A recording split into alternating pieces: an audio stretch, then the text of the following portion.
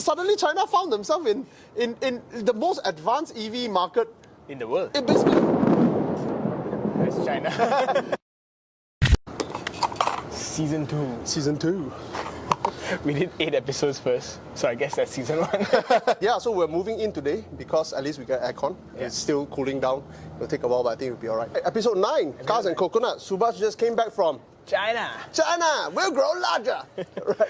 But first, Cars and Coconuts brought to you by Kelapa Oasis. Kelapa Oasis and Puteh. Yeah. So we're in one of the halls today, quite a big hall. And the Dome is coming up. We have another venue there. So if you want to do your event, you can do it in Subang or in Sri Damansara. But the more important one is that next Monday, Labor Day, 1st of May 2023, it's our Cars and Coffee Malaysia. It's blowing up, isn't it? Yeah, I can see it. I found out not through you. I found out. I was like, okay. We had no budget. This is not monetized at all. Yeah, and it's not Autophiles. It's your own classic car. It's actually a bunch of classic car guys that wanted to use some platform. So I said, you use Mars lah. Malaysia Automotive Ship Posting, which is like 150 over 1,000 people. Yeah. So I said, okay, why don't we use that? We come together. There's no budget whatsoever. We are not earning any money. In fact, we're putting in a lot of costs without earning anything. But do come, man, it's blowing up. Yeah. Entry is just 5 ringgit per car. That's for parking. None of that 5 ringgit goes to us. It goes to the parking. Yeah, it's just to find like-minded. Yeah. Actually, who are you trying to find? Everyone. So from there, the next one we'll go towards a different group. So you have Cars and Coffee Malaysia, shit boxes. Shit boxes, I'm volunteer. Cars and Coffee Malaysia, I'm better than you because I can afford a Ferrari. That one parking is 200 ringgit one time. Then you should do a collab with Horizon. Oh, yeah. Horizon. Only Aston Martin. Only special cars. Only special cars. 8 cylinders or more. No, V8, V10 or V12 only. W16 preferably. So yeah, Labor Day weekend. Yeah. 7 o'clock in the morning until finish lah. But in Malaysian weather by 12, I think people will chow lah. Yeah. It's getting a bit hot. Bamboo Hill. Bamboo Hill. It is beside Duke Highway. It's basically in Kapong Segambut, Mongkiara West. Oh yeah. Yeah, so that area, Bamboo Hills, just go and find it, it's there. Yeah, I've been there before. Car companies have done their events there. Yeah. Isuzu, I think Toyota also. A bit difficult to get into if you come from my area. Yeah. But it's basically just make a U-turn. Correct. But the U-turn costs money. Yeah. Duke Highway earns so much from the U-turn. Bloody hell. Something we need to speak about. There's a bunch of... I took... Episode 10. Episode 10. How the highways squander, especially the ones in KL. It's crazy. Right? Right? I live near Kerrys. To go from Subang to Old Klang Road, which by right is damn close by. Subang to Old Klang Road, yeah. Kerrys is like 2 tolls. Yeah, man. It's like stupid. How much? 4 ringgit? Yeah, touching 4 ringgit. Wow, gila. Insane. Gila. Anyway. Yeah. The topic. Right.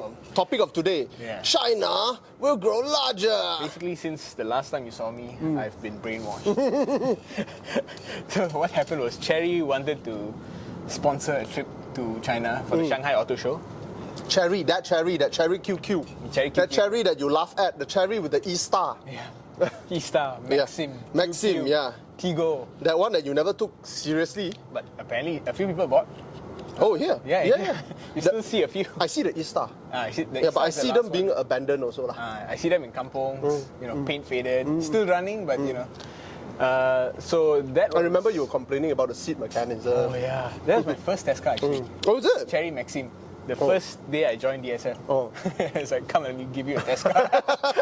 I got inside, I adjusted the seat, the fucking spring car. But the car was functional.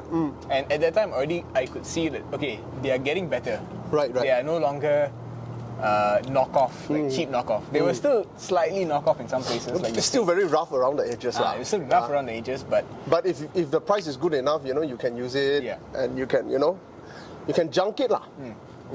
And they did it in a way where, they can't compete with Proton or Perodua pricing. Yeah. But they were significantly cheaper than the Japanese offering. Correct. So to go to a Grand Levina by Nissan, you have to pay maybe about 20-30k more. And otherwise you'll be stuck with an Xora or Alza. So this was like, I can give you more. You don't have to pay Japanese level, but I'm in between. So anyway, that was Chery of old. That was what, 10 years ago? Yeah, the Maxim was 2015. Oh, that was 8 years ago. 8 years ago. Yeah. And then they just kind of faded into the background. I stopped paying attention. The only Chinese car that was relevant to Malaysia was Hyundai for a while. Hyundai for a while. For a short while. And then Bogward for a very short while. Even shorter. Start and then die straight Yeah, away. died straight and away, die yeah. globally. And then Geely, of course, we know. Geely in China. Geely and Proton. Geely and Proton. True Proton. Yeah. So in China, Geely is not really a big fish. It just came out the first quarter. China sales for the first quarter of 2023 for the first time.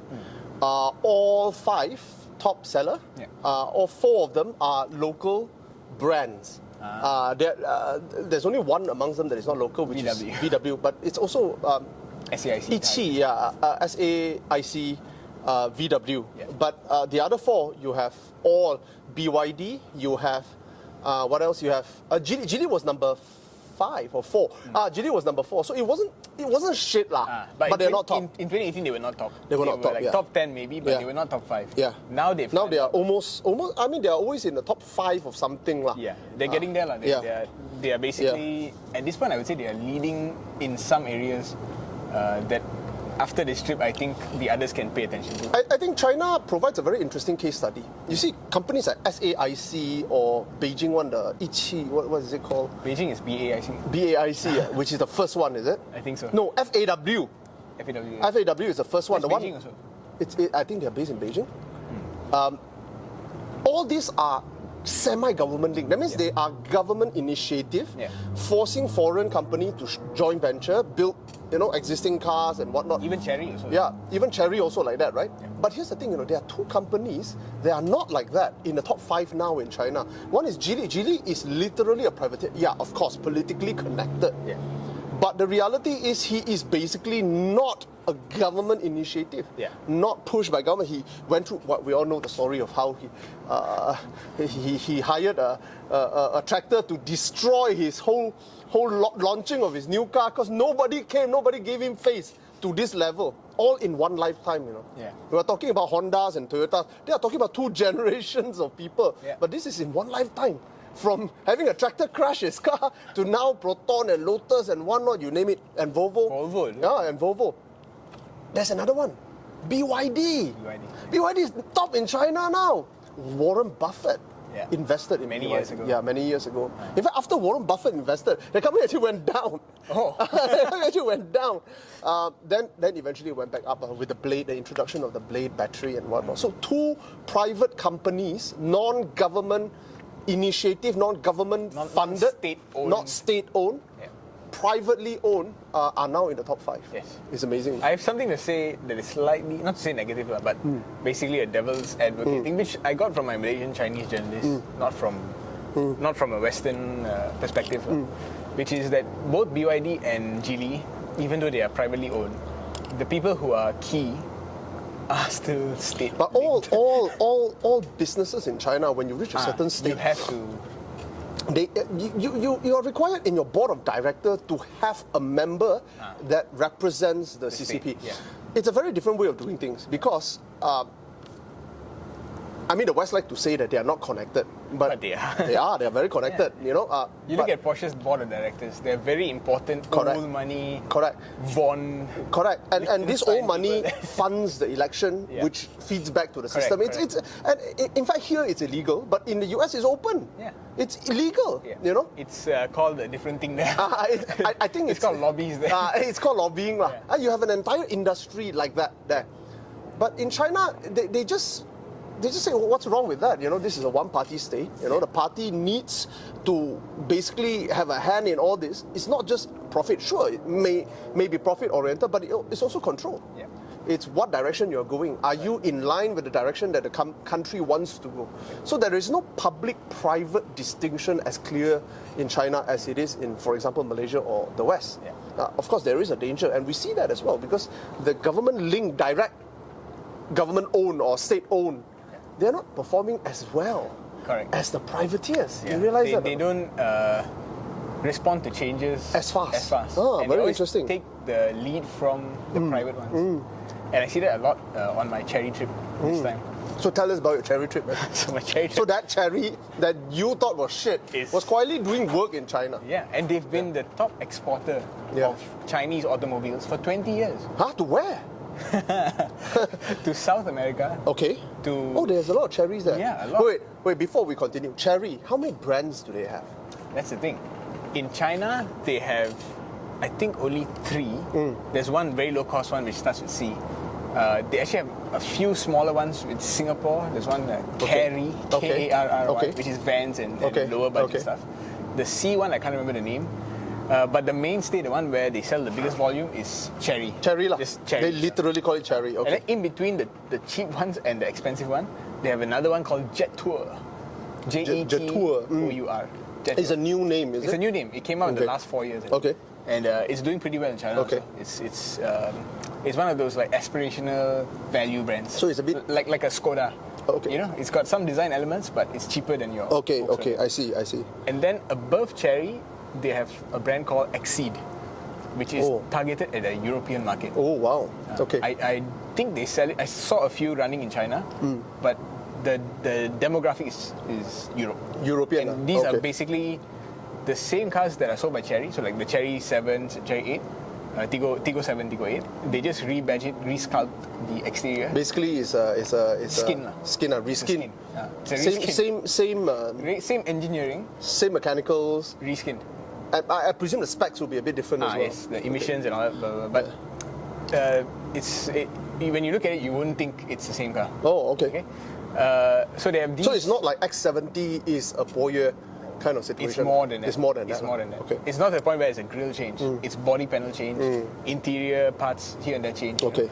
So they have these 3-4 brands running in China and in Latin America. But in Latin America, they focus just on Chery. They don't bring in these Jet Tour Okay. and Exceed. The cheaper ones. They just bring in Chery and they focus on that. So Mexico, big market. Wow. All the small, Venezuela, all these smaller markets, they're growing. You can see year by year, their market share is getting bigger. China has been very quietly doing a lot of groundwork in South Latin America. America, I'm surprised. And all of them are showing up now. Yeah. Argentina yesterday just said that they're going to stop paying their debts in US dollar. yeah. They're going to change to yuan. I'm like, what? When? And Brazil just did it. So Brazil, Argentina, which is like 80% Yeah. landmass of the South America is doing it. Brazil is basically the biggest economic powerhouse of. Yeah. And then America was like threatening Mexico. So Mexico, you know what, screw you. I'm gonna. so the entire Central and South America, there's a lot of groundwork laid by China. I didn't realize that. Yeah. Very quiet. You can see the things just like falling into place. because, I mean, as I go along this story, you see a lot of things that actually was going on for the last 8 years since I joined the industry. Nobody paid attention. Nobody took it seriously. Yeah. And also, I think, because we are too busy making fun of them. and I think the US probably had other concerns at the time, which are more direct and immediate security threats. Yeah. But anyway, So the biggest China cherry. the biggest takeaway for Yeah. the export market of Chery, or Chery in the last few years, was Russia. In the last 2 years especially, because It's not just cherry. You know. It's a lot It's a of lot, it's a lot. of Chinese brands are Geely. doing so well in Russia. So in Russia, the West is basically pulled out because of the whole Ukraine war They thing. shot themselves lah. Yeah, in a way, yeah, they did. And China just move in and fill in every gap. Yeah. Every ecosystem. Now in Russia, I mean for 2022 number one car seller is of course Lada. It's like their Proton, just selling licensed old shit. But number two is Chery, 13% if I'm not mistaken, Wow. 13% of the market share. Number 3, I presume. Number three is also. Geely. There Number you go. 4 is another Chinese one. It's like all Chinese brands. And I didn't know this until I downloaded Douyin because China, it's very difficult for you to get news from China because if you get from official point, you get like, I know it's it's propaganda. yeah. They don't generally make shit up, but you have to know take it they with have a a grain point. of salt, yeah. There you go. Then you get it from your uncles. Yeah. Those are most of the time fake shit. That doesn't happen. So the only way I can is to get it as a Chinese person would. So I downloaded Douyin. Like a social media kind of thing. So you have to exercise a little bit of discretion to see which one is bullshit, which one is not. You double check on Google and whatnot. But if you don't find any corresponding result, don't straight away say, oh, it's fake. Yeah. Because there is so hard to incentive to not report positive stuff about China. You know, so, like for example, I just found out that Okinawa's governor is visiting China. And Japan is fucking pissed about that. He independently went. No, he's not independent. I think China is using Ryukyu as a pawn lah, because you know the whole tension thing in Japan is now talking about Taiwan. China said, "Hey, dude, you shut up lah. That's my bedroom problem. What's your problem?" So Japan didn't shut up. So China said, "Oh, since you like to play with other people's bedroom, I play with your bedroom." Oh, this island yours. I don't think it's yours. The natives don't look like So I barely found any news about it other than on foreign policy, which is so you can't find it. So I downloaded Douyin, and I found out that there are Chinese people in Russia going like the whole street is all Chinese cars. It's insane. And what's the thing? And it's like you're saying the Douyin thing. Yeah. There are a lot of Chinese automotive media outlets which are doing better work than the West. Is it? Like you said, I collaborated this with a few other people. I checked with a few other people, and there are a few media outlets where they buy the car, they strip the car, they check how much foam is put into it and all that, and then they put it back together and they crash test the car. There are many. Actually, I told you about this Many years ago. It started with a Tesla. It started with a Tesla crashing. So there is a few media outlet that was very pro Tesla. I was like, okay, wait a second. I know everyone hates Tesla now, but let's do this objectively. They went out. No, in fact, they didn't go out and buy one. One of the reporter has one. So he said, you know what? I'm going to use my car and give it to my company. We test it. They test it for 4 days non-stop. They try to recreate a condition for it to happen. It happened. Some weird thing happened. It didn't happen exactly in that scenario. So the answer is they cannot say it was Tesla, but there's something that needs to be done about that situation. It's pretty objective way and scientifically driven. And not just that, the budget involved, because I mean your staff's car. You're going to test it for 4 days. Somebody's going to get paid, bro. So the news media, because of the sheer volume and the sheer amount of people on social media, the viewership gets in the hundreds of thousands easily. Yeah. And because of that, they have the budget to go and do things that news outlet in Malaysia couldn't even imagine, man. Yeah. In fact, I think news outlet in the West also can't imagine, because the West relies on that relationship. And not only that, they expect that the whole world uses English as their main transfer of information. Yeah. But the reality is the understanding of English in some markets is different from the others, you know. Whereas in China, there's such a uniformity in understanding of the language that you can, if you are the best media in this market, you're basically, in your world, you're number one. Yeah. And you can literally... And their world is like a number of countries add together. Yeah. Which is what you notice as well, like cars. So you go to certain province in China, you don't see certain cars. Yeah. Because every province functions like a freaking country. Yeah. I was blown away. I went to Chery's HQ. Which is Anhui. Woohoo, about 6 hours bus ride away from Shanghai. Yeah. A bit inland, there's no water, no body of water anywhere except for a river. It's a bit kampung by some standards, you know. You look around, it's like, oh yeah, people, selling, like kampung. Looks like kampung stuff, like they just put a piece of a tikar on the floor and they start selling. Yeah. But in some ways more modern than Kerrys. Because every main road is 6 lanes wide, has a bicycle lane, has a pedestrian walk, and then there's a monorail system that is more connected than entire Klang valleys and more functional. Yeah. I'm thinking like this is just one, I think, tier C city in China, and the population is 60 million. Well, not the city but the province. The province probably is a bit smaller than Malaysia probably Semenanjung plus a bit more. Yeah.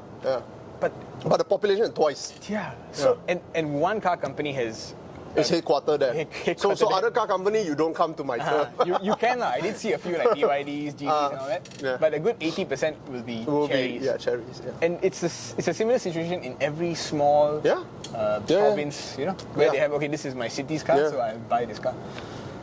Insane, it's a completely... It's a different world. I think the Chinese government realizes that infrastructural development is they can afford it. It's not an issue. But the people, you have to you can't drag a cow to the river. He has to go there by himself.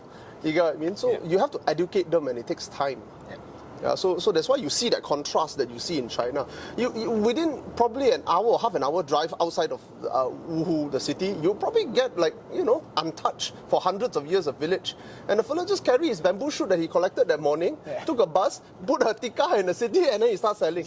It's quite impressive. Yeah. My wife was in Guangzhou at the same time, and the last time she went was about 4 years ago. And she told me this thing, every year in China, it looks completely different. So imagine 4 years not going to China. She says she noticed the biggest difference is in people. The people of China was, there's a town near my house called Guang. Okay, it's a Chinese settlement. As in Malaysia? Yeah. Sungai Buloh, near my house is a settlement. I have to pass by because I send my kid to school. So every time there's a shop in that little town, Guang town, a Chinese shop. So I sometimes buy things, but I don't really like to go there very much because the aunties there, a bit rough lah. Swatting lah, on top of the mountain type lah. Very rough. So my wife was saying that in the past you go to China, you get a lot of people like this. You see a lot of people like this. But this time she was there, none. The people are completely different. Culturally have changed, modernized in a lot of ways. Yeah, I felt that as well. Yeah. The younger people especially are less conservative than me. Yeah, they are very, the changes are very stark, very fast. Not just in the people and also the infrastructure, but also in the government. I realized that the Chinese government is very, what's it, BMW, dynamic. Efficient dynamic. Not so efficient, bureaucratic dynamic. They are not locked down by ideology. It's not like, we must do things because this is the capitalist way or this is the communist way. Fuck that. We do what works. The good cat way. We do what works. We just try. And that's why the social credit thing became a meme. China tried it out and said, okay, maybe not. They cancelled it. They tried it in a small town. And then there was no news after that. So basically that's your cue lah. They realized, oh shit, it's gone too far. it's too much of a black mirror. I can imagine people gaming it now. You sure? They treat it as a game, get game points.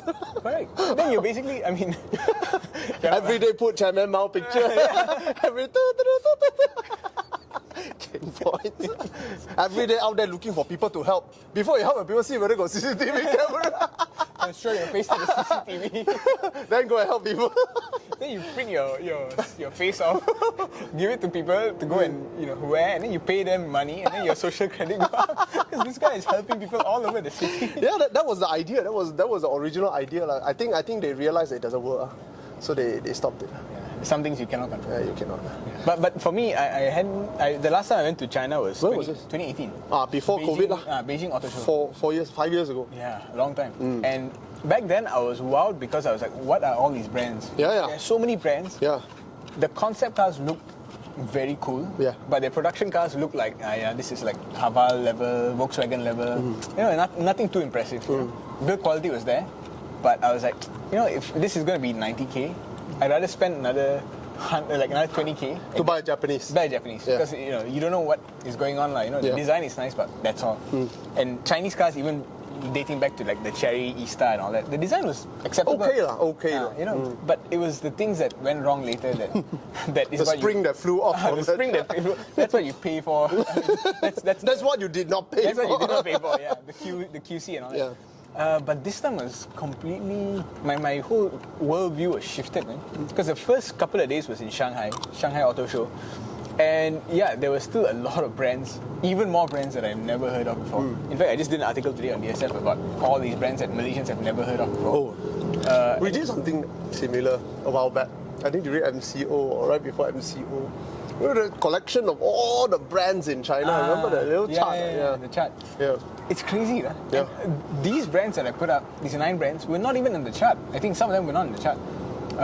Like Li Auto. Yeah. But Li Auto is very famous. They are very famous. It's less than 10 years old. Yeah lah.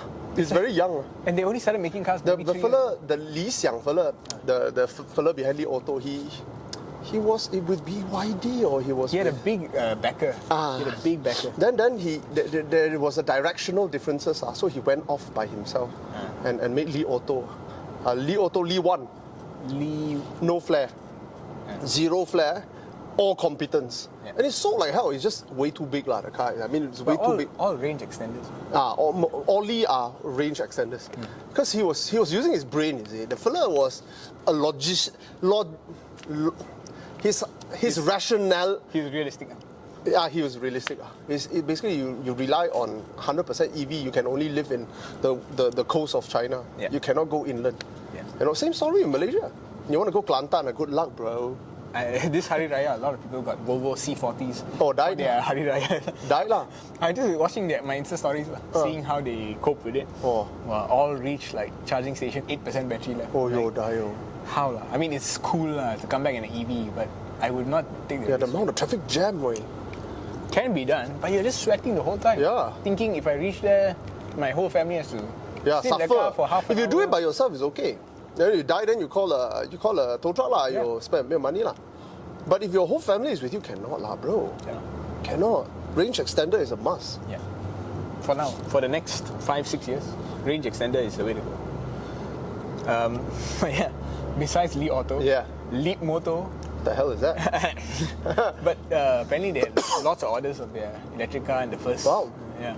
C01, C11. There's just so many different brands. And here's the thing. And all of them are going electric EV, right? Yeah, all of them are either new energy vehicle, which is plug-in hybrid, or Or EV. EV, yeah. Range extender is also considered new energy. Yeah.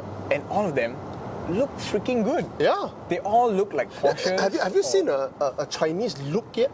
Is there a Chinese look yet? The Chinese look is take whatever Porsche is doing and commodify it. Strip it of identity. So the Porsche, you have Porsche in the tail strip. Yeah. And then you have a light bar in front. Yeah. That's more of a Volkswagen thing, but Yeah. they take the light Yeah, bar. yeah. You have the light strip at the back. Yeah. You put your brand In the center. in the center. You put a cursive Handwriting. in Romanized Yeah. lettering of your brand Yeah. somewhere, either inside the car or the Yeah. back or whatever it is. Like Cayenne does that, Yeah. sideways Right. thing. Then you melt down the bar of soap so that the form is more important than the function. Yeah. So the car will look bigger than it really is. Right. And then you just make it sports car-like in its proportion. Okay. All the sedans are all melted down into fastback. I think Porsche is affecting China very heavily. I was looking at the figures of sale. Maserati completely collapsed in 2022, selling 4,000 vehicles Most in pointless China. brand. Any one would sell more than 4,000. You look at You bring Proton Tiara to China, you would have sold more than 4,000. go open in one kampong. You can just sell it cheap lah. It will sell more than 4,000. So for Maserati to sell 4,000 units, it's a complete failure lah. You know why? Why? You look at Maserati's current lineup, the new lineup Right. they just reviewed. Right. Every car looks 5 years old, 5 to 10 years old. You go to China, even their 60,000 ringgit car Looks more modern. futuristic. But Porsche is doing very well because all the Maserati sale has gone to Porsche. Every single one has gone to Porsche. Porsche went up by 20-30%. Gila way. Maserati is pointless. Ah, Look at the Grecale. what the hell is that? That's a Macan competitor. Just came out last year, Yeah. 7 years after the Macan. Stellantis. This is Stellantis, yeah. And it looks like it could compete with the Macan 7 years ago. Yeah. The Macan already It's a very long in the the tooth. third facelift. Yeah. It looks more advanced than a brand new Grecale. Right. Cannot lah. I don't know what Stellantis is. Yeah. The most pointless assembly of brands in the world. Peugeot, Citroën, Fiat. They had a point. They had a point. They had a all point. sing together. They had a point. Even Scotty Kilmer was laughing when he heard it. It's like, good, they can all die together. Maserati, One dig, one grave. Put on. Alfa Romeo, Maserati. Yo, Alfa Romeo is the saddest story. I love that brand. Every brand in that company is a sad story. No lah, I don't care about Fiat. Fiat can go and... Fiat only made a few cars that are worthy to look at, like Dino or whatever. Alfa Romeo, every single car. Bajetta, nice. Fiat Punto. Like, Okay lah, a few. But most of their cars is just forgettable. Right, when they do mass market, it's completely different. But Alfa Romeo, every car was supposed to be special, you know. And they let man. BMW take the lead. Yeah, end up, BMW. The only way Stellantis can be more pointless is if Jaguar Land Rover join. Did Stellantis executive went to Beijing Auto Show, Shanghai Auto Show? No, I didn't see. I didn't see. But yeah, So, other brands. all the Chinese brands, I mean, there's too many. So many, man. I put the article here, but Oh. they are all offering battery range Yeah. that is exceeding premium BMW, Mercedes, Audi. That means 500 kilo and above. There's nothing below 500. There's nothing below 500. The ones that are below 500 are the budget ones. Yeah lah. But GD has one. Very cheap one. I think like selling for 20,000 ringgit worth of renminbi. But they're 500 kilometer ones. They are not exactly expensive also. They are priced at like 120,000. At this point, we need to talk a bit about Chinese car price. Yeah. It's freaking crazy cheap, crazy. man. We were driving the Chery Omoda 5, Yeah. which is like their HRV. Okay. So HRV is like the mainstay product. HRV, you expect 110,000 here lah. Correct. In China, 60,000 ringgit. 60,000 ringgit. That's why I always go to Paul Tan group and look at these people defend the great brands. I say, hey, your manufacturing costs. They never been to China and look at how BMW throw price there. Dude, the 3 Series can go as low as 120 over 1,000 ringgit. I'm like, come on. Sure, it's low spec. Try to find me a BMW 3 Series at below 200,000 in Brand Malaysia. new. Cannot. Find me one. In China, I was just seeing 4 years old Prado cannot sell, sitting in a yard, Toyota yard. They were throwing price 20 over 1,000 renminbi. One piece, you take. You take. Nobody bought it at all. Now, partially the reason why is because petrol is 5 ringgit per litre. Yeah. For RON 92. For RON 92. And the other reason why is you cannot enter, or you are not incentivized to enter tier 1 city without NEV. Correct. But therein lies the problem. Yeah. If you buy a Prado brand new at 20 over 1,000 ringgit, You can save enough money to enter the city. you can save enough money to throw the car in 5 years. Yeah. Correct or not? Right. No matter how much you pay. Or just keep it in your house. It can be a second house. go camping in it. I realized this when I was swiping Douyin. There was fire sale. It was a fire sale, bro. All electric. You have A6s, fire sale, 2 years old A6. That's the other thing that surprised me in China. The last time I was there, 2018, everywhere I looked, expensive cars. This is Beijing, so maybe there's a bias. No, actually, the expensive cars in Shanghai. Shanghai. Beijing has more traditional, the more conservative one. But I saw a lot of brand new Audis, brand new Mercedes, flooding the street. Yeah. Everybody was trying to show At that time. At the time. This time I went, I saw a lot of Audis from 2012, 2013. Still running. Still running. I didn't see any new Audis. Yeah. I didn't see any Audi sale new... kind of collapsed a little bit. Yeah. BMW and Mercedes went up. I saw a few 3 Series here and there. But by and large, 80% of the cars on the road It's Chinese. are Chinese, and the best part is even when you go all the way to Anhui, to the smaller cities, Kampong. Right? The Kampong, right? You see more modern cars than you see in KL. Yeah. You go, if I drive around here, I'll see like a Wira from 30 years ago driving. I'll see a Saga Iswara from 30 years ago. But in China, in Wuhu and It's all all 5 years or less. there are no old cars. There's no reason to buy an old car. Yeah. There's no reason to run an old car. Because there are fire sales going on. They are so capitalistic. Yeah. In Malaysia, you see those companies with old stock sitting there. Yeah. After 2 years, they cannot sell. You ask them, they barely drop 5,000 ringgit for you. Yeah. For what? For them, fire sale is like, I'm just losing money. No, he's just getting his cost back and then earn very little. That's in Malaysia. The only real fire sale that happens is the Volkswagen one, where they drop from like 130 to like 60,000. Yes. Yeah. China fire sale this round, gila way. I saw 3 Series going 120,000. Do you know that Tesla Model 3, the latest round of discount, Tesla has been running 3 rounds of discount for the past 6 months. Yeah. And it's putting pressure. I think this is Tesla trying to kill off its competitor. Because you know what? I'm going to reduce my income and just to kill off my competitor because it's so damn competitive in China. The BYD. Yeah. Actually, every single brand. Yeah. Tesla goes for 120,000 ringgit. Model 3. 120,000. From 120,000 ringgit. Bro. Last year, Model Y was the 4th best-selling car. Yeah. This is before the big price drop. Correct. So I see those Malaysians going like, the manufacturing costs. Nope, I'm telling you. Cars are cheap to make. Cheap. They are cheap. It might be a bit high here because of governmental restriction, because taxes and whatnot. Yeah. But if you remove that, a brand new Tesla for 120,000 ringgit is possible. Yeah. is possible. Plus no tax. Plus no tax, yeah.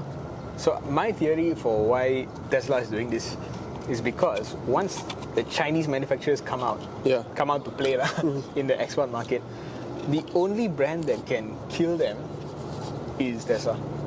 And I think they are incentivized by the US government to drop price. You know why? You look at the smartphone situation. There was one point where everybody was like, oh, after this there's no point buying a Samsung or anything that's not Chinese.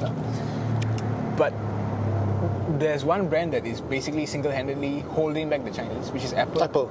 Literally one brand has the market share of the entire Android ecosystem. Correct. And I think they're trying to position Tesla in that same space. Because if a Tesla comes out and the Chinese EV comes out, and the Chinese EV can give you more, blah, blah, blah, which is what happens in the smartphone space. You have a Huawei, you have an Honor here, then you have an Apple here with, the megapixel count is lower, the storage is less, and it costs a bit more. A lot more. A lot more. But I mean, they do some things a bit better. So let's say you have that kind of situation where you have the commodity smartphone here, and then you have the Apple branded aspirational thing here. And this is more expensive, marginally. A lot of people would actually go for this, even though they know this is better. Because that's status. That's status, and this ecosystem, there's all these other things. And I think they're trying to push Tesla to be the same thing. So when the Chinese players come to all these export markets, you have that one line. You have Tesla coming at, I'm only 30% more expensive than this Chinese thing that you've never heard of before. Tesla, you've heard of me for the last 10 years. Even though my product is at this point 5 years old, you look at it, you're like, wow, I can own a Tesla, and it's only 30% more expensive. You would go for the Tesla. I'm sure even between us, we might go for a Tesla over a competing BYD product. Definitely. Yeah. But between BYD Han and Tesla. And the Tesla Model 3, you might say the Han. But when the thing comes out and it's only a 30% difference, then you might say, let's think about it. Yeah. So I think that is what's happening now. I see. Because there's no hope for any of the legacy brands. Volkswagen, Honda, all these things, unless the EV shift doesn't happen, these people don't. It's happening. Actually, I'm telling you, if you go to China, you realize that what you're seeing in China is what will happen in a lot of third world countries in 5 to 8 years' time. Yeah, but in China, it's still not to say EV 100%. It's not. Nowhere is. Yeah, it's more like EV 40%. Yeah. I think one of the biggest change that will happen is that EV is a game changer. Yeah. It changes the ecosystem. It's a little bit like the KT extinction. That meteor that killed off the dinosaur. Okay. Kota Tinggi extinction. So what will happen here is that this EV allows a lot of this Chinese brand. That's why you're seeing Chinese brand mushrooming. That's exactly happened after the meteor hit. All the big dinosaurs all died. The small dinosaurs small mammals fill up every single niche that was previously filled by a dinosaur. You know what I mean? So they spawn into different. Before that, they were just small little mouse-like creature. Now they are everything. You have a monkey looking, you have a huge cow looking, you have a tiger looking, you have a dog looking, pack hunter. You have all sorts of community, all niche being filled up. It's not to say the dinosaur will all die. Many will die. Most will die. But some of them who are smart enough to adapt become the bird and fly away. And they mobility company. they create their own new niches. They move in. So that's exactly what we're seeing, and that's why there's so many models, so many brands, because they are experimenting. They're experimenting idea, they're experimenting with your money, they're also experimenting with technology. So, one of the things that I was watching on social media, Chinese social media, is that they're comparing with the Japanese. They say, look at Japanese construction. It's the same thing you get 5 years ago. It's the same thing you get 10 years ago. Then one of the guys was just opening a door. He says, look at this door. It's a 2-piece welded door. He says, you go to any Chinese booth. You just go to any Chinese booth, you open the door and you have a look. It's all 1-piece casted. 1-piece casted. So he's saying, the Japanese brands are still using their old technology. They are still doing the same thing, and I see that with the Japanese behavior towards EV as well. You look at Toyota's anti-change behavior. Oh, I don't want EV. I understand where they're coming from, but the world is flashing before your eye. You know what I mean? You are the biggest car company in the world. You are the dinosaur. You got what I mean? Dinosaur will die. Will die one, I tell you. It can die one. Number one always dies. Will die one. If you don't move, it will die one. So, I mean, you look at Japanese product, it's increasingly getting a little bit stale. Yeah. Unless, and the good ones are too expensive because they cannot manage the same level of cost as the Chinese. So this is where the Japanese need to really buck up. And that leads me to the Korean car. So how was the Creta? You didn't go? I didn't bother to go. Holy crap, you didn't go. What is it?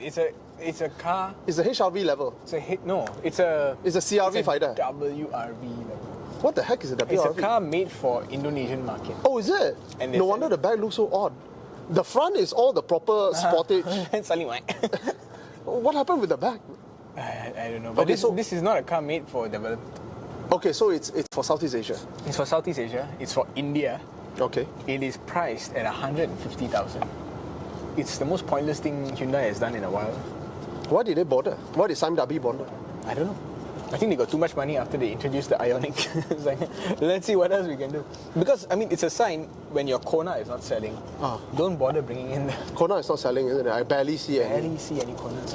And the Kona, they brought in Turbo, NA, EV. None of them are moving. I've not seen a single one of the road. It's really sad because I am a strong proponent of looking at Korean cars because they were delivering much more value than Japanese for the past 4 or 5 years. I look at a lot of Japanese cars, they are under-delivering to a large extent. There's still some good ones, but because their product range everywhere, basically every niche you can find, they are there. The Japanese are there. So some of them are still okay, or some of them are okay because there are no competitor. Yeah. But those with competitor, the Koreans are actually delivering better value. Yes. And they are getting to the point where the risk of buying Korean is almost not there. Yeah. You know? Yeah. Whereas with Chinese cars... No, I mean, there is still one risk, which is depreciation. Oh, yeah. Because of perception. Yeah. Right now. But Chinese cars are a lot more dangerous, isn't it? A lot more dangerous still. Yeah. Which takes me to, I think, maybe one of my last points, even though I have so much more to say. But one of my last points is, I think, from both the Western and the Chinese perspective, both have basically miscalculated in some ways. You can see the whole Western automotive market has miscalculated in their judgment of getting in bed with the Chinese. Because by selling in China, if you don't do it, you lose out. You die. Basically, you don't do it, you die. Yeah, because you do it, you die. Yeah, correct. Because once Volkswagen goes in, if Toyota doesn't go in, they will die. Yeah. Because then they're no longer number one. Yeah. So then Toyota has to go in. Yeah. And when they both go in and everybody else starts going in because otherwise they will all die, Yeah. What happens is the whole Chinese automotive industry has all your secrets, has all your trade everything secrets. you do. They're the Chinese, that's what the Chinese do. They literally say, well, if you want to come and sell in my country, you have to play by my rules. Yeah. And my rules is you have to set up a company with a local manufacturing partner. Yes, and you cannot be hiding your shit from them. So what you can do in Germany, if you cannot do in China, then maybe it's due to technical issue, but under normal circumstances, you've got to trickle down your TFSI technology or DSG technology, you're going to have to do it in China. Yeah. And if you do it in China, the Chinese engineer will be looking at that and he goes like that. I can do. Wait a second. He goes home after work, he called up his childhood friend, who is a manufacturer of a bunch of carbon parts and metal parts, and then he connected with someone. Hey, actually, that's all. That's all. Can do right. Then it's done. Yeah. So and maybe they get it wrong the first time, the first generation. Yeah. Maybe the second generation they got it wrong. Yeah. Third generation they get it wrong. And then what happens is by the fourth, fifth generation, which was 5 years ago, they are getting it right. Yeah. They're getting it on par with you. Yeah. And then what happens in the sixth generation is you all decide to ditch internal combustion engine and go EV. And then you all rewrite the rule book together with them, and they already have all the base secrets already. Correct. So you die, man. Correct. I think that's what Europe tried to do, which is Europe is the one that pushed for EV very heavily to the level where even range extender was penalized. That's why you don't see range extender EVs from Europe as much, because it's penalized. You know, whereas China was following the footstep, and when the Ukraine thing happens, the entire Europe was like, oh shit, we're in trouble, man. And China was like, I didn't run that fast, so how come I'm number one? So suddenly China found themselves in the most advanced EV market in the world. Basically, It's China. they are in front of everyone, even though they were not really running for their lives. Yeah. And they realize, oh shit, what happened to everyone? That's literally what happened. Yeah. So, Yeah. So the China but the miscalculated. Chinese have miscalculated a little bit because I think my windows are open in my car. Okay, the Chinese miscalculated in some ways. Maybe miscalculated is the wrong word, but underestimate, they overestimate their ability to go in and take everything that the West is not bucked up in. Sorry, because the conditions for Chinese EV success and Chinese brand success are within China is very controlled. Government gives you initiatives. Yeah. You follow Tax-free. tax-free and all that, blah, blah, blah. And your feedback loop between the customer and you is a little bit different. The customer in China is not more discerning or less discerning, but it's a different kind of taste. I would say the Chinese customer is very optimistic, very future-looking, very objective in what they want from a car. Okay. And they don't look at certain things that the rest of the world has looked. Like what? Like in this part of the world, even Malaysia, which is not that advanced, we have a history with cars that we are romantically attached to. You know, I mean, you collect old cars, I have a couple of old cars. There's a lot of these things that when you come to a customer and you say like, look, this is objectively better, they will just dismiss you. Because I don't feel anything for it, you know? And yeah. I think it's called loss in translation. There's a lot of loss in translation in terms of you have to understand it. Car ownership in China is very young. Yeah. They literally have not seen anything older than the 90s. Correct. That's why I'm going around China thinking, where are all the old BMWs? Where? Nothing. You will not see a single one. In Taiwan, you will see. Yeah. In Hong Kong, you will see. Of course. In Thailand, Malaysia, you will see. But in China, no. Nobody gives a shit. Nobody gives a shit. Nobody wants your junk, you know? Whereas here, the problem is we are so used to that, to the point where even the Koreans couldn't penetrate the way they ought to have. The Koreans had a golden moment in 10 years ago, let's say, where they were objectively delivering more. Better. But yet it's not selling. Of course, you have Proton and Perodua messing with the game a bit. Yeah. But by and large, you're not taking away your typical Toyota, Honda customer. It's an environment that, you see, even America didn't penetrate our market. Yeah. You realize that cultural differences in America cause American cars to be extremely uncompetitive outside of America. The sheer distance of travel, is it too dark? Yeah, it looks like that. I noticed this, I don't know what you call it, but I call it the big country syndrome. Is that they think they are the world. You know? Somebody else may be doing something better. And to a certain extent, Koreans are not like that. They try because they are small. They come from a small country with a small market. No matter what, they need to adapt. Japanese also are a bit like that. Japanese have been doing their own thing for a long time.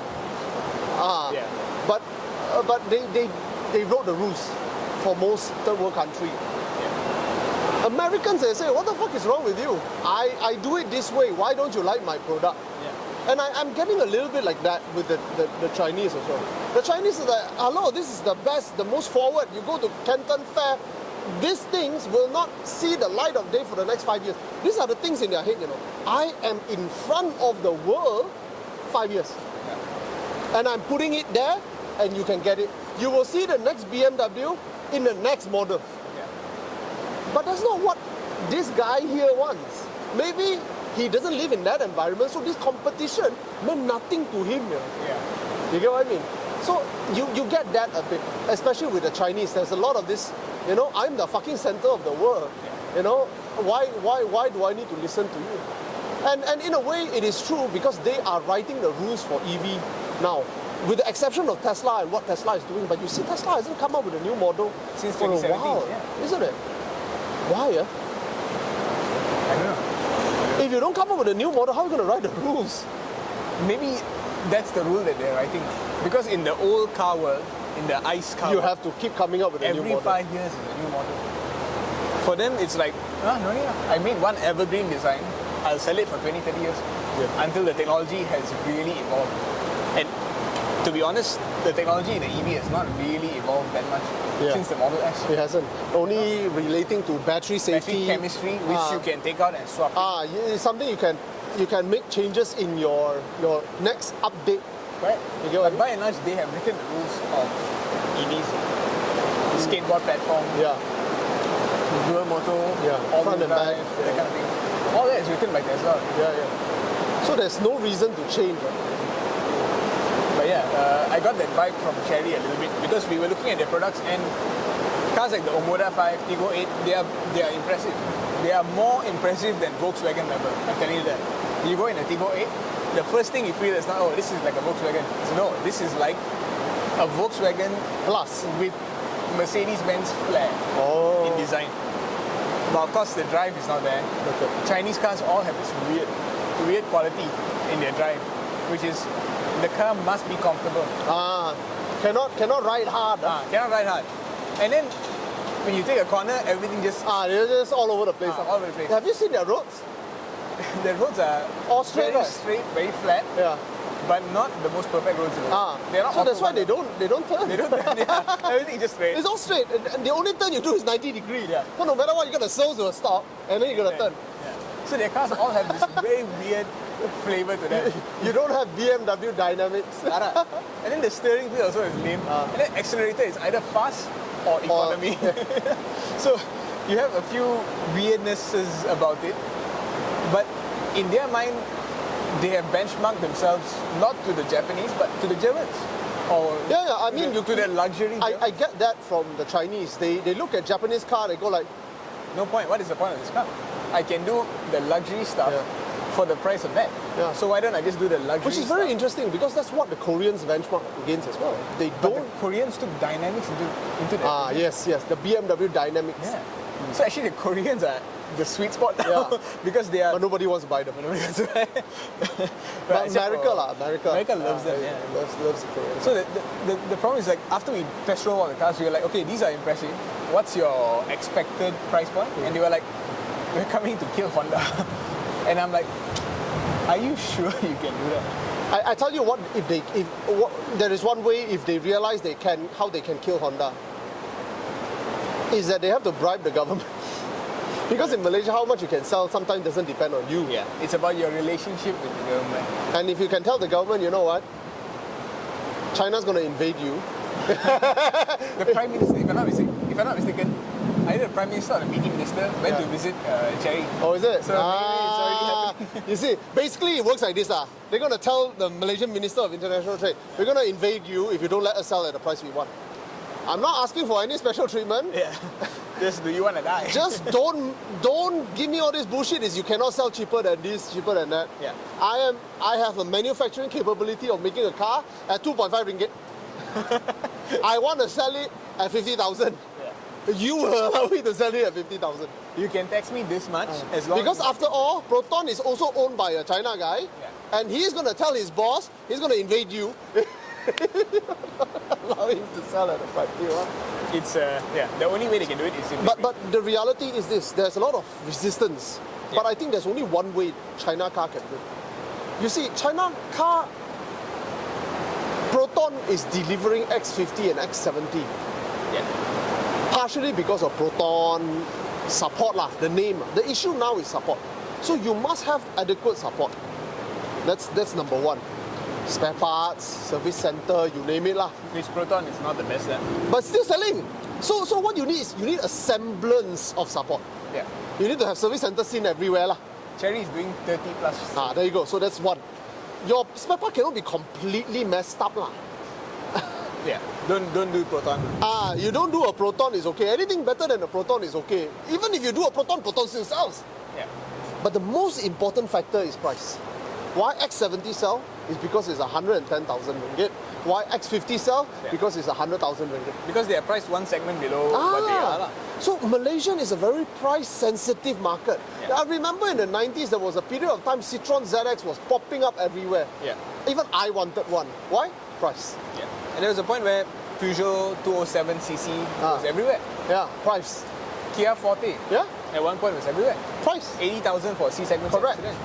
So in the past, in the past, at least under the BN government period, a lot of things were done in a very uncompetitive manner because, how much you can sell depends on what the government, because there's a lot of interest involved. Proton cannot die, Prodoa cannot die, you know.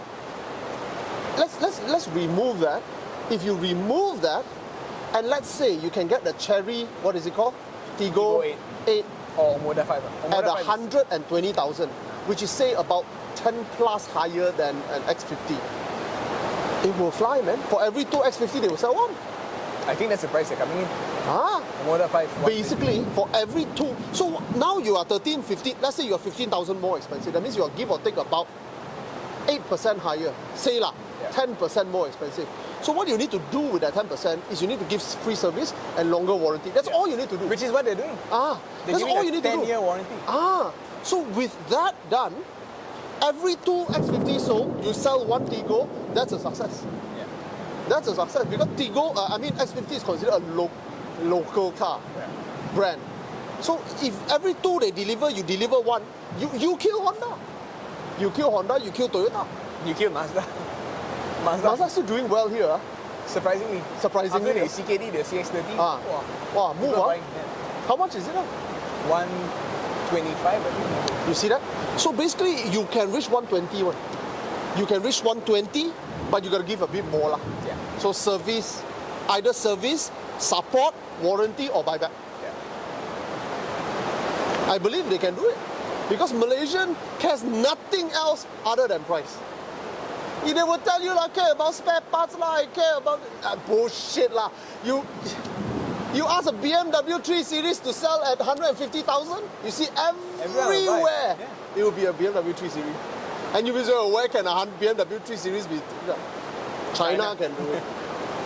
A 3 Series, a 318 can be 120,000 ringgit. So it can be 150,000 ringgit here. But it's not lah.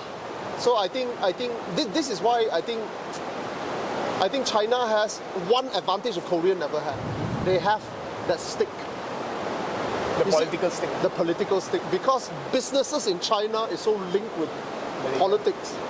So that you want to deal with China, you cannot piss off one entity. It's like the Canadian Prime Minister said, hey, I cannot help it. It's not I who ordered the arrest of the CEO. It's the police acting under the order of the court. Now, to the Chinese, that's bullshit. Yeah. You say separation of power, separation of what? You are the state what? You are the state what? You get what I mean? So their thinking is like that. So there are weaknesses in this, but the benefit in that is that from a business point of view, they can penetrate the market. Unlike, so what you're seeing with Geely is literally political power. Political power buying over a national car, coming in and laying the groundwork. Right. So you ask people, will you buy China car? I would say 5 years ago, nobody would buy a China car. I mean, 5 years ago, people were buying X70s already. Okay, maybe 6 years. Before X70 lah. Before X70, nobody would. The moment Proton launched the X70, 1 in 5. Yeah, it's proven that 1 in 5 will buy. Yeah.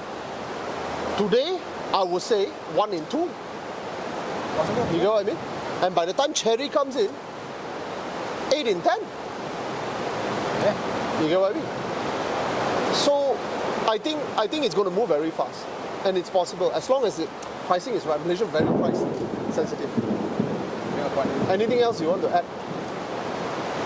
Good luck with Western companies. Actually, Japanese companies also. I think the biggest loser will be the Japanese. I think Mazda might have to buck up. Mazda, you either need to become premium overnight, or you realize news happens a bit slower in Malaysia. Mazda completely collapsed in China. Wow. 2022, Honda, Toyota, Nissan dropped between 20 to 30%. Mazda dropped 50%. That's bad. Now, we haven't felt it here, but I'm beginning to get a nagging feeling. Why are we still selling the CX-5? Yeah. You get what I mean, right? CX-30 are still moving. Right? So you see, these cars are supposed to sell 3 to 5 years ago. Yeah, right now, they were launched in 2020. There you go. Right now, the conditions are right for CX-30 to start moving. But the condition elsewhere has changed, you know. Yeah. We are just playing catch up, you know. When I went to Shanghai, the Mazda booth literally has one car, CX-50. China, US exclusive. Well, that's a problem, bro. Yeah. What cost it? I thought they were on the right track, wasn't it? Money. They're too small, right? Too small. I'm a bit scared for all my favorite brands. I think maybe I trust. Why do you think I stopped buying new cars and start looking at the golden ages of every car company? Because what has passed can never be taken away. Have you seen the new E-Class? I know, I've seen it. SpongeBob. And the front, come on. The back also, why got Mercedes logo in the freaking tail light? The front, the lights. Did you see the post I put? It looks exactly the same as the Infiniti QX70 from 15 years ago. Crazy, But I have to say, their design works, you know. Yeah. People love it. They're so bling, right? Mercedes is basically the Gucci of the... It's the Gucci, Is that I put my brand everywhere. It's that bling bling Louis hype Vuitton, beast. you know. It's not about subtlety. the quality, the thread count of your cotton. It's about, hey, you got Supreme printed here. Yeah, correct. That's Mercedes. Mercedes went completely in that direction. They are the hype beast. The most, there are a few companies I cannot tahan. Like Volkswagen, you know why. I will never touch a Volkswagen. Even if you give it to me for free, I'll sell it off straight away. Get the money, buy something else. Number two, I cannot tahan Ferrari. Not that I can afford a Ferrari, but one day if I can afford, I also won't buy. I'd rather buy a Lambo. Because Ferrari treats their brand like as if, you have to worship it. And everyone just kind of do something funny with a sense of humor, they sue. Yeah. I don't like that.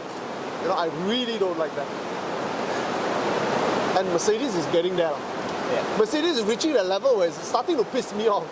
Mercedes, in my eyes, they are starting to become no longer a car company. It's a lifestyle.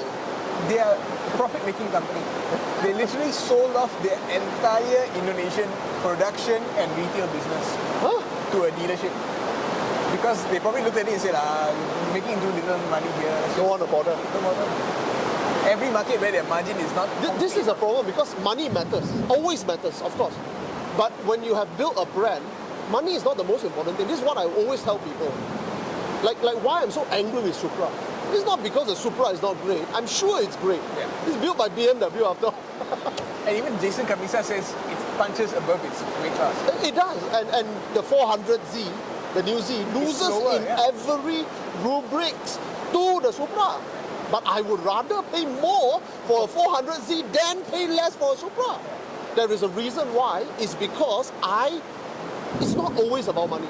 And if you make a decision because, it doesn't make money, then it tells me your motivation. Your motivation is money. But is your company in trouble? Now, if you do that because you're Alfa Romeo and you're going bankrupt, I'm not going to judge you. It's understandable. It's understandable. Get back on your feet first, then we talk. Yeah. But if you're not Alfa Romeo, you are Toyota, and every car is making you 1,000 euro that you sell, and you are selling one car every nanosecond, spend some fucking money and do things right, lah. You get what I mean? That's my problem with the Supra, and that's my problem with some of these companies. And Mercedes is getting there. You sell off something just because it's not very profitable. You built it, bro. You get what I mean? It's a bit sad, lah. And I think it reflects in their product. I noticed that a lot of Mercedes products now, it's about perceived sense of quality. Quality is about robustness, ma. Quality is about doing it right, ma. No, you press it, the plastic work. Why? Passenger safety. Bullshit lah. You get what I mean? Yeah. Bullshit lah. It's not supposed to. Yeah. On the outside, on the bumper, fine. But on the inside, you got airbags. Exactly. Then if that is the case, then why is the Audi still so well screwed together? You understand what I'm saying? So it's not because of passenger safety. It's because you get away with it. That's why you do it. It's because you're a Mercedes-Benz. And you add one LED strip and the whole world goes, woo! I can hear that music. From the video. Yeah. That's why I ask you, why nobody else, that video that I sent you about... Why only Mercedes? Why only Mercedes interior get that kind of content?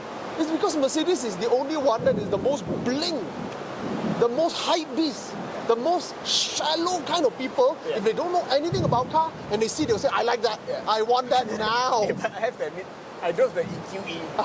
and I felt a bit. I drove the EQE and the Taycan 4, Yeah. the base model Taycan.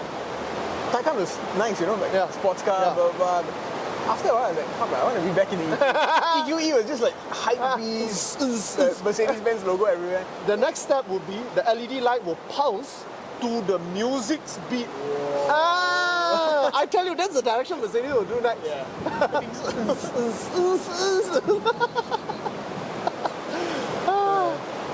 Mercedes is that car you will buy if you win a lottery tomorrow. Correct. To show that you made it. Now lah. Anyway, yeah, so enough bashing of Mercedes. Shall we call it a day? Yeah, alright, that's all. Yeah. Sorry about the rain, I can't control it. We're not China. We're not CCP. We can't Yeah, we control can't the weather. threaten the weather. But anyway, next Monday, Next Monday, see you guys at Cars and Coffee Malaysia, Bamboo Hills, Segambut, Kepong, Central West, Mont Kiara West or Northwest. East, or whatever lah. Bring 5 ringgit. Bring 5 ringgit, that's parking. See you guys. Bye bye.